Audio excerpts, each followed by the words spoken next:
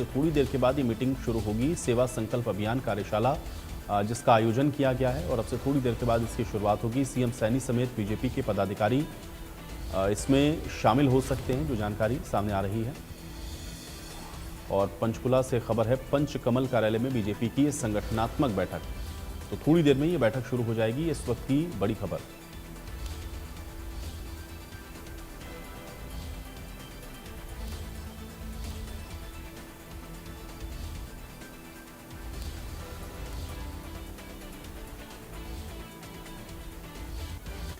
और इसी खबर पे साक्षी जुड़ रही है जानकारी के साथ।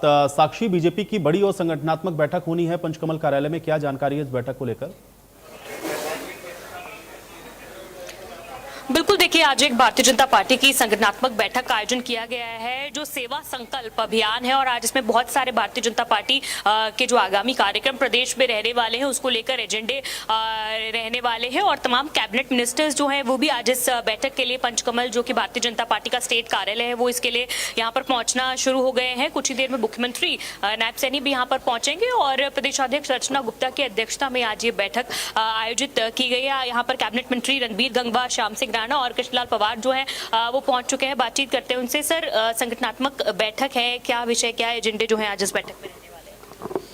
आज हमारे देश के यशस्वी प्रधानमंत्री आदरणीय नरेंद्र मोदी जी का जो सार्वजनिक सेवा में जब से आए हैं 25 वर्ष पूरे हुए हैं, और इन 25 वर्षों के अंदर गुजरात के मुख्यमंत्री रहते हुए पूरे देश के सामने गुजरात मॉडल पेश करने का काम किया। किस तरीके से सच्ची निष्ठा से, ट्रांसपेरेंसी से कार्य करते हुए प्रदेश को आगे ले जाया जा सकता है, ये एक उदाहरण पेश करने का काम किया। और जब से देश के प्रधानमंत्री आदरणीय नरेंद्र मोदी जी बने हैं, देश को विश्व पटल पे जो है वो आगे बढ़ाने का काम किया है।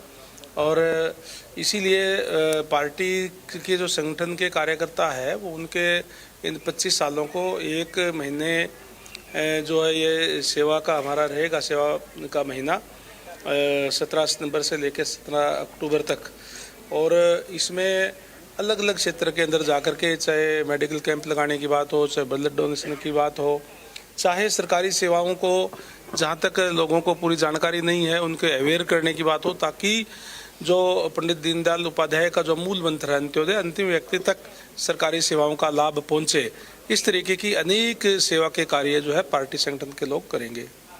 की रूपरेखा जो है वो तय की जाएगी क्या? और भी जिस तरह रविदास जयंती के भी कार्यक्रम जो है वो ऑनगोइंग है इस वक्त प्रदेश में, उनकी और SIR, इस तरह के विषय भी इसमें रह सकते हैं, इनकी भी समीक्षा की जा सकती है? देखिए, SIR की तो जहाँ तक बात है वो तो सरकार का काम है, वो कर रही है, चुनाव आयोग अपना कर रहा है, लेकिन पार्टी के जो कार्यकर्ता वो सचेत रह करके उस पर नज़र रखने का काम करें।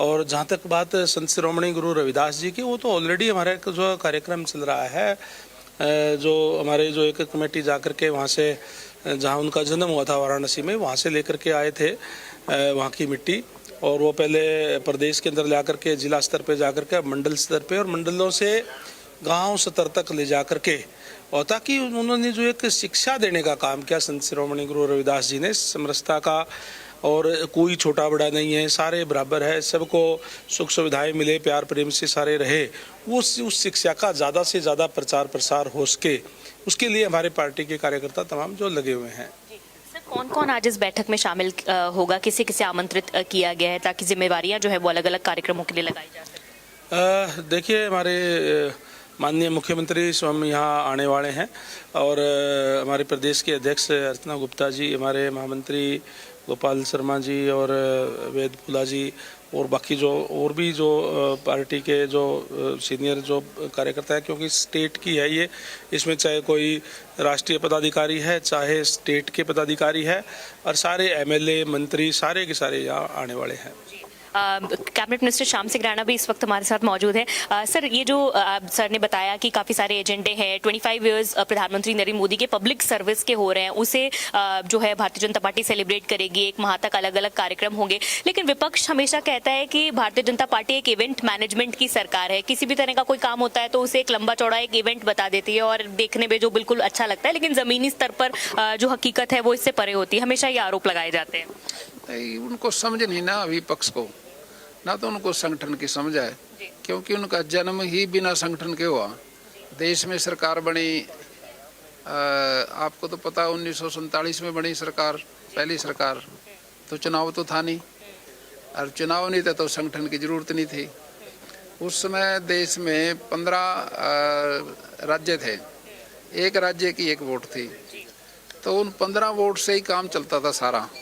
भाई देश का प्रधानमंत्री कौन बने, देश की पार्टी का अध्यक्ष कौन बने, तो उनसे राय करके बनाते थे। लेकिन उनकी राय भी ना ली गई। सवाल तो ये है, उनकी राय ले लेते तो भी ठीक था।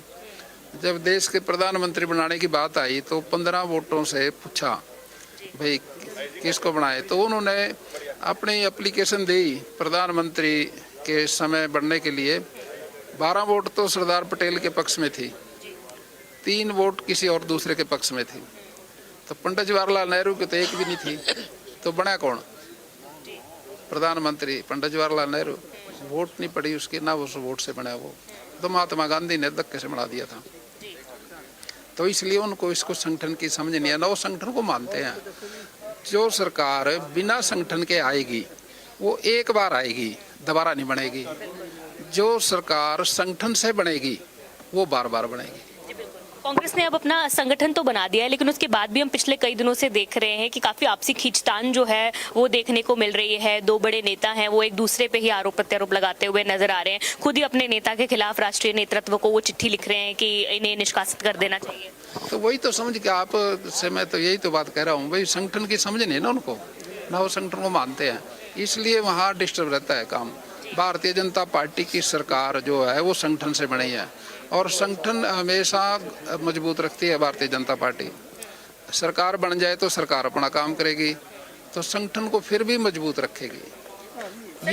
ये स्थिति भारतीय जनता पार्टी की है, केवल देश में, बाकी किसी दल की नहीं है। सर, कल से विधानसभा का मानसून सत्र भी शुरू होने जा रहा है। इसको लेकर भी आज विपक्ष भी अपनी रणनीति बना रहा है, सत्ता पक्ष भी अपनी रणनीति बनाएगा। शाम को विधायक दल की बैठक भी आयोजित की जानी है। किसानों को लेकर भी, चूंकि आप कृषि मंत्री हैं, किसानों को लेकर भी विपक्ष जो है वो कई सारे सवाल यहाँ पर खड़े करने वाला है। चाहे वो धान घोटाले का मुद्दा हो, चाहे वो किसानों को समय पर मुआवजा देने की बात हो, इन तमाम चीजों को लेकर, चाहे खाद DAP की बात हो, ये सारे जो मुद्दे हैं ये विपक्ष के द्वारा उठाए जाएंगे सदन में। कांग्रेस पार्टी ने अपने टाइम में क्या किसानों को मदद की है?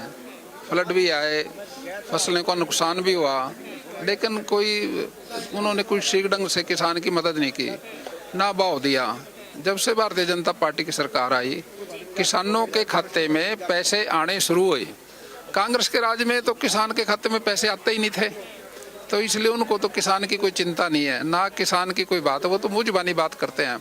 जो ये सारे काम किए हैं, MSP जो हर बार हम किसान को देते हैं बढ़ाकर, ये भारतीय जनता पार्टी के राज में हुआ, और भारतीय जनता पार्टी के शासनकाल में किसान को पैसे मिलने शुरू हुए। पहले कहाँ उसके पैसे आते थे खाते में? नहीं आते थे।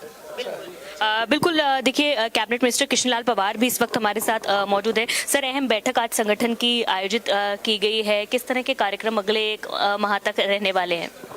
सेवा संकल्प अभियान जो 17 सितंबर से चलकर 17 अक्टूबर चलेगा। 25 साल में देश के प्रधानमंत्री नरेंद्र मोदी ने अपने कार्यकाल में क्या किया, इसके लिए पूरी देश की जनता मानती है। इसलिए केंद्र में तीसरी बार सरकार बनी, प्रदेश में तीसरी बार सरकार बनी। जब 2014 में प्रधानमंत्री नरेंद्र मोदी ने 3 संकल्प ले रखे थे पहले, कि हिंदुस्तान को आर्थिक दृष्टि से, सुरक्षा दृष्टि से और धार्मिक दृष्टि से पहचान कराएंगे। तो 2014 में हिंदुस्तान आर्थिक दृष्टि से 11वें स्थान पर था, तो आज 4थे स्थान पर है। सुरक्षा दृष्टि से आज हमारे देश की जो सेना इतनी मजबूत की है, इसलिए दूसरे पूरे वर्ल्ड में लोग मानते हैं कि हिंदुस्तान की सेना और हिंदुस्तान बहुत मजबूत देशों में है। सुरक्षा दृष्टि से पहले हम जो हमारे मिलिट्री के जवान हैं उनके लिए जो हथियार हैं हम इंपोर्ट करते थे, आज मेक इन इंडिया हम एक्सपोर्ट करते हैं। इसी प्रकार से धार्मिक दृष्टि से की बात लें, 500 वर्ष पूर्व लोगों ने केवल सोचा था कि क्या कभी अयोध्या में राम मंदिर बनेगा, तो मैं बाइट के माध्यम से आपको ये बता रहा हूँ कि वो भी काम देश के प्रधानमंत्री नरेंद्र मोदी जी ने, भाई अमित शाह जी ने धारा 370 तोड़ के साबित कर दिया कि भारतीय जनता पार्टी की सरकार मजबूत सरकार है। विपक्ष कहता था धारा 370 तोड़ेंगे कि खून की नदियां बह जाएंगी। मैं कहता हूँ देश में एक पत्ता तक भी नहीं टूटा था। सर, विधानसभा का मॉनसून सत्र कल से शुरू हो रहा है। आज आपकी विधायक दल की बैठक भी है। किस तरह की रणनीति रहेगी भारतीय जनता पार्टी की सत्तारूढ़ दल की कि विपक्ष के जो भी हमले होंगे उसका सामना करने के लिए और सवालों का जवाब? इसके लिए मैं धन्यवाद करता हूँ नायब सैनी को। जो हमारा ये सत्र है मानसून सत्र, ये अक्टूबर में ड्यू था, लेकिन मुख्यमंत्री इतने हमारे ताकतवर मजबूत मुख्यमंत्री जिन्होंने उससे भी पहले सेशन बुलाकर साबित कर दिया कि भारतीय जनता पार्टी और नायब सैनी के नेतृत्व की सरकार मजबूत है। और विपक्ष की जहाँ तक बात है, विपक्ष नाम की चीज़ नहीं है, क्योंकि मैंने बहुत से मुख्यमंत्री देखे हैं तो 91 से लेकर अप टू डेट, लेकिन सब मुख्यमंत्री सेशन से भागते थे, लेकिन नायब सैनी सेशन से भागता नहीं, लेकिन विधानसभा में विपक्ष को मजबूत करता है, वो कुर्सियां छोड़ करके बाहर निकल जाते हैं। तो ऐसे मजबूत मुख्यमंत्री। लेकिन अभी हमने बीते दिनों देखा कांग्रेस ने एक बहुत बड़ा प्रदर्शन किया है HKRN को लेकर, तो जाहिर सी बात है वो HKRN का मुद्दा भी उठाएंगे। भूपेंद्र सिंह हुड्डा ने प्रेस कॉन्फ्रेंस की, उन्होंने कहा बेरोजगारी का मुद्दा है, कानून व्यवस्था पूरी तरह से चरमराई हुई है, तो ये तमाम मुद्दे जो है विपक्ष के द्वारा उठाए जाएंगे। पहले ऐसे है, जब भूपेंद्र सिंह हुड्डा की सरकार 10 साल रही, उसने अपने कार्यकाल में 86,000 नौकरियां लगाई और पर्ची और खर्ची से लगाई, लेकिन हमने इस 11 साल में 12 साल में जितनी नौकरियां लगी हैं सब योग्यता के आधार पर लगी हैं, बगैर पर्ची बगैर खर्ची लगी हैं। HKRN की जहाँ तक आपने बात करी कि आज जो हमारे युवा हैं वो बाकायदा अपने डायरेक्ट वो अप्लाई करते हैं और सीनियरिटी के हिसाब से जिस भी डिमांड डिपार्टमेंट की, बोर्ड की, कॉरपोरेशन की डिमांड आती है तो HKRN में सीनियरिटी के हिसाब से उन बच्चों को जॉब दी जाती है, घर बैठे उनको लेटर पहुंच जाता है। ये पारदर्शिता आज भारतीय जनता पार्टी नायब सैनी की सरकार में है। आज कॉमनवेल्थ खिलाड़ियों का सम्मान समारोह भी आयोजित किया गया है। मुख्यमंत्री इस बैठक में आएंगे, उसके बाद इंद्रधनुष ऑडिटोरियम में उनका कार्यक्रम है, तो उन्हें भी लगभग 13 करोड़ की इनाम राशि आज मुख्यमंत्री और खेल मंत्री के द्वारा वितरित की जाएगी। हरियाणा सरकार ऐसी सरकार है पूरे देश में जो खिलाड़ियों को सम्मान देती है। कोई भी हरियाणा प्रदेश का बेटा बेटी देश के लिए ओलंपिक में गोल्ड मेडल लेकर आता है, तब उसको 7 करोड़ की हम नगद इनाम राशि और उसको सरकारी जॉब देते हैं। सेकंड मेडल लेने वाले को 4 करोड़ और थर्ड मेडल लेने वाले को 2.5 करोड़ की राशि देते हैं और जॉब उनको देते हैं। इसी प्रकार से जैसे कॉमनवेल्थ में पीछे 10 मेडल आए हिंदुस्तान को, 10 में से 7 मेडल हरियाणा प्रदेश के बेटे बेटियों के हैं। इसलिए भविष्य में भी जब भी कोई ओलंपिक एशियाड होते हैं तो पूरे देश की निगाहें होती हैं कि गोल्ड कौन लेकर आएगा, तो निश्चित तौर से सबकी निगाहें हरियाणा प्रदेश पर होती है कि हरियाणा प्रदेश का बेटा बेटी ही हिंदुस्तान के लिए गोल्ड लेकर आए। सर, एक आखिरी सवाल मेरा आपसे है कि भारतीय जनता पार्टी हमेशा कांग्रेस पर गुटबाजी के आरोप लगाती है, लेकिन अब कांग्रेस भी भारतीय जनता पार्टी पर गुटबाजी के आरोप लगाते हैं। अभी बीते दिनों हमने देखा कि रावंदर जीत ने जब एक कार्यक्रम था गुरुग्राम में, नितिन नबीन के सामने कुछ नाराजगियां आपने जाहिर करी, तो क्या आपको लगता है कि उचित फोरम पर, एक सही पटल पर उस चीज को रखना चाहिए? भारतीय जनता पार्टी का कोई गुटबंदी नहीं है। किसी साथी के या नेता के मन में कोई बात है तो हम बैठकर सामने कर लेते, लेकिन मन में नहीं रखते। लेकिन ये कांग्रेस पार्टी के लोग ये मन में रखते हैं और उसको सामने उजागर भी कर देते हैं। तो इसलिए भारतीय जनता पार्टी संगठनात्मक पार्टी है। बड़े से बड़े नेता भी जो हमारा संगठन जो तय कर लेता है सब उसका पालन करते हैं। तो इस प्रकार की कोई गुटबंदी भारतीय जनता पार्टी में नहीं है। बहुत शुक्रिया बातचीत करने के लिए। तो कैबिनेट मिनिस्टर कृष्णलाल पंवार बातचीत कर रहे थे और आप देख सकते हैं कि सभी जो पदाधिकारी हैं उनका यहाँ पर पहुँचने का सिलसिला जो है वो जारी है। और इसी के साथ साथ आपको बता दें कि कुछ ही देर में जो बैठक है सेवा संकल्प अभियान, इसकी शुरुआत हो जाएगी और अब से कुछ ही देर में मुख्यमंत्री नायब सैनी भी इस कार्यक्रम इस बैठक के लिए यहाँ पर पहुंचेंगे और उसके बाद इस बैठक का आगाज होगा। और जिस तरह से प्रधानमंत्री नरेंद्र मोदी के जो पब्लिक सर्विस है उसके 25 वर्ष पूरे हो रहे हैं और इन 25 सालों को एक माह तक भारतीय जनता पार्टी जो है वो पूरे देश भर में मनाएगी। इसको लेकर हरियाणा में भी कई कार्यक्रम होने हैं और इसको लेकर प्रदेशाध्यक्ष अर्चना गुप्ता की अध्यक्षता में आज ये बैठक आयोजित की गई और एक माह